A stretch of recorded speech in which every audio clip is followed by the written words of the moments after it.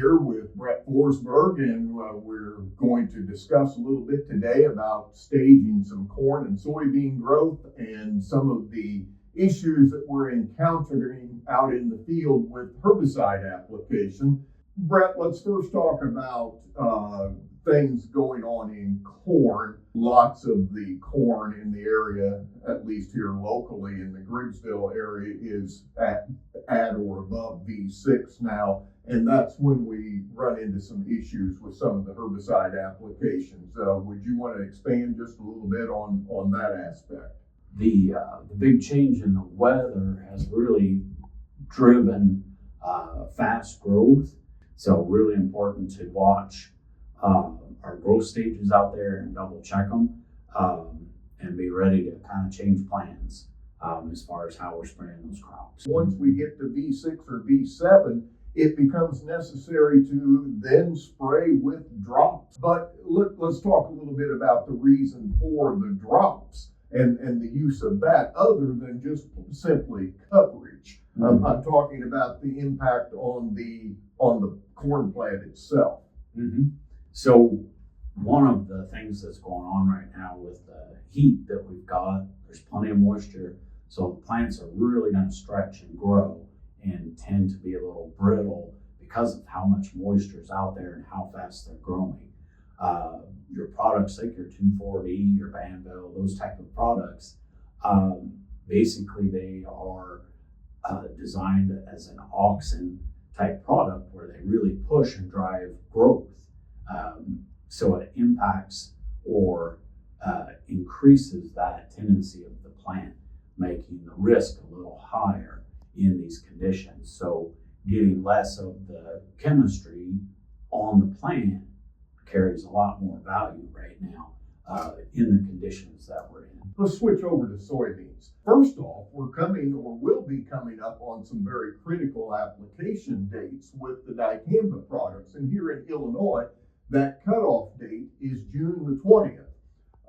In Missouri and other locations, that cutoff date is June the 30th, but that is a definite cutoff date. We've run into issues, however, with some of these products that we're using, and in particular, they're glufosinate products. So whether you're using a generic or whether you're using Liberty Ultra, we are running into some issues with burn of the leaves. Let's address that a little bit here, Brett. Let's talk about the impact that a burned or affected soybean leaf would have on the plant itself. Sometimes that extra stress from that herbicide dinging those leaves, that plant prematurely kind of shuts down some of those flowering sites and drops those pods off. And so those sites are tough to recover. It'll put on more as we go along, but it's kind of like putting money in the bank. If you put in a little bit and a little bit, eventually it builds and you have a good yield.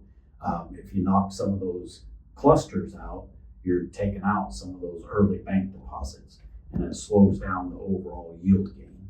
We do have some products available that will help to mitigate some of that burn or some of that injury that we're seeing to the soybean leaves. Yes. Let's address a couple of products in the Agri-Yield lineup that are designed specifically for those types of situations. Absolutely. The Alleviate helps it recover and get metabolism back up to a high level.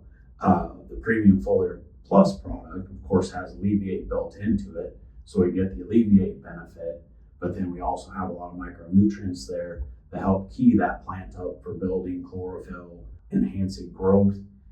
So the influence of that Premium Foliar Plus, just the health part of it, could be a really valuable part this year. So right now, especially where we're sitting in these saturated soil, we could be accumulating some of the crown rots. Yes. And stalk disease problems. And I think probably the final comment here through all of this, especially as we go through soybeans, is that the addition of the Premium Foliar Plus, we've seen a very general yield increase over the years. I think we're talking about 3.5 bushels per acre just from the application of premium foliar plus versus the check. Yeah. Same variety of beans, same field, Yeah. same conditions, just with and without, with about 3.5 bushels Yeah. per acre. A very good ROI for where the product Absolutely. was Yes. positioned. Yes. Really nice. Yeah.